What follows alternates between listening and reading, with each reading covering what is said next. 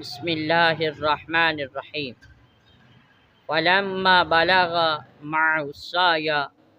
قال يا بني إني أرى في المنام أني أذبحك فانظر ماذا ترى قال يا أبت افعل ما تؤمر ستجدني إن شاء الله من الصابرين۔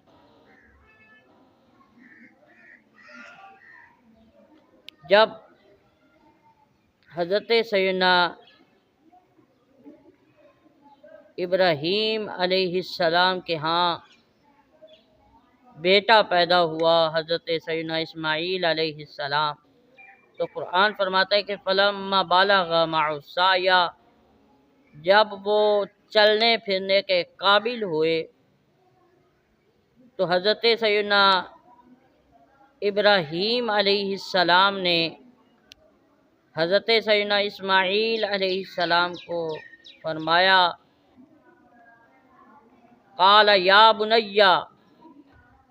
انی ارا فی المنام انی اذبحک فانظر ماذا تری، کہ اے بیٹے میں نے خواب دیکھا ہے اور خواب کے اندر میں تجھے اللہ کے حکم کے مطابق ذبح کر رہا ہوں، تیری قربانی پیش کر رہا ہوں۔ قال یا بنی